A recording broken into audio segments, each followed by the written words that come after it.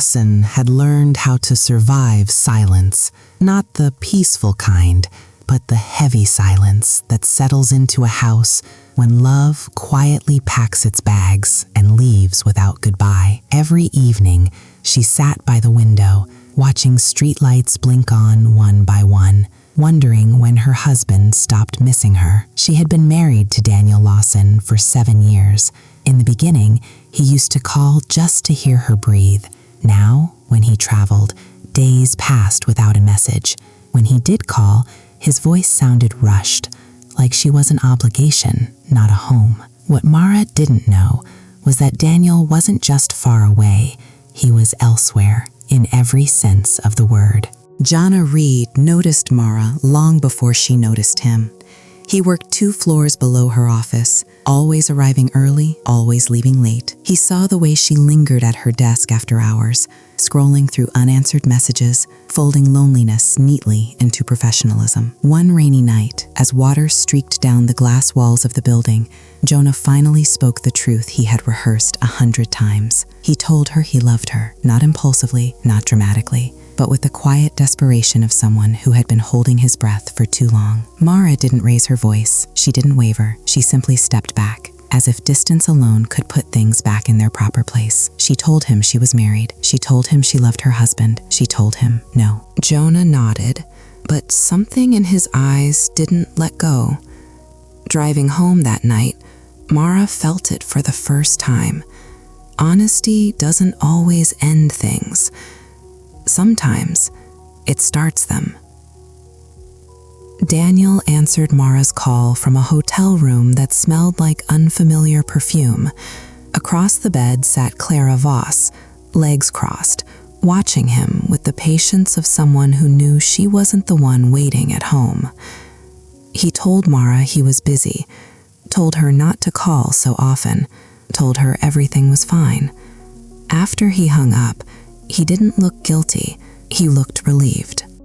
With Clara, there were no expectations, no shared history, no disappointment waiting quietly in another room. She made him feel new, unburdened by promises he no longer wanted to keep. When Clara asked if he would go home, Daniel didn't hesitate. He said he didn't want to, and for the first time, he admitted out loud that his marriage felt like a life he had already moved out of. Back home, Mara tried to convince herself love could survive distance. Her mother suggested she leave for a while, take a trip, breathe somewhere else. But Mara couldn't shake the fear that if she left, Daniel might return and find it easier to leave again.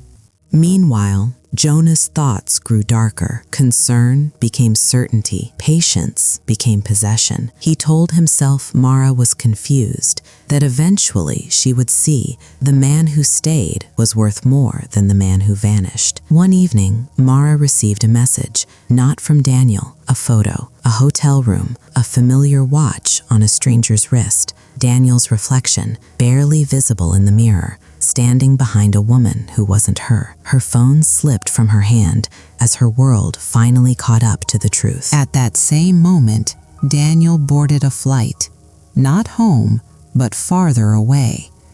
And Jonah stood outside Mara's house, staring at the lights in her living room, convinced this was the night everything would change.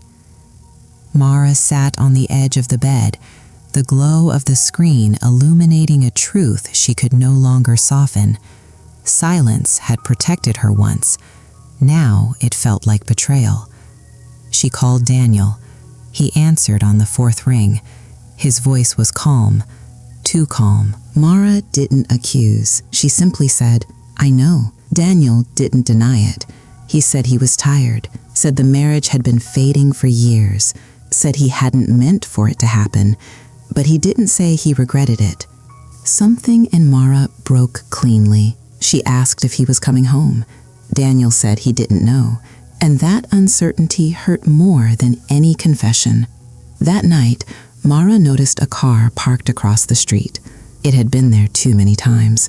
Jonah sat inside, telling himself this was concern, not control. When she stepped outside to take out the trash and saw him, her stomach tightened.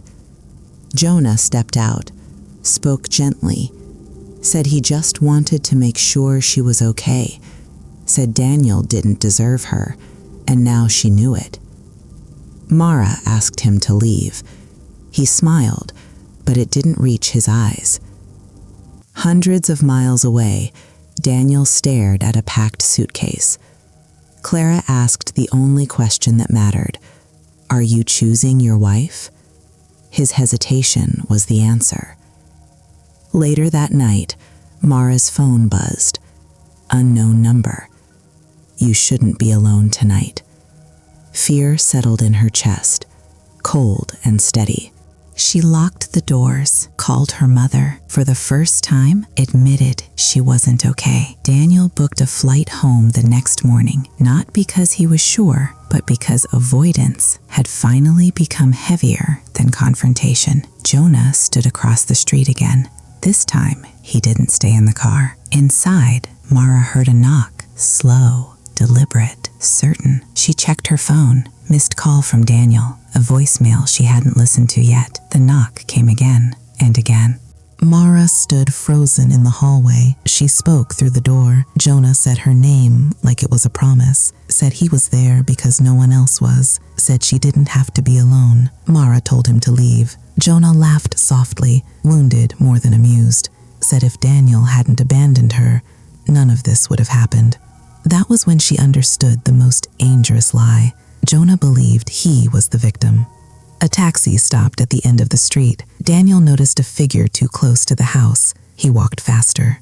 Inside, Mara heard footsteps on the porch. 2 sets now. Voices overlapping. The door handle rattled.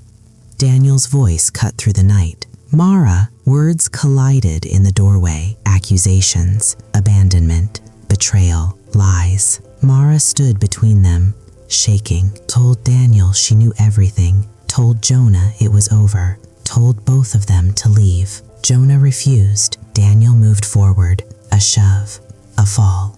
Jonah hit the porch steps hard. For a moment, no one breathed. Sirens arrived minutes later. Neighbors watched from behind curtains. Jonah survived, but survival came with consequences. Daniel gave his statement with shaking hands. He never mentioned Clara. Some truths felt irrelevant next to blood and regret. Later, when the house was quiet again, Daniel tried to speak.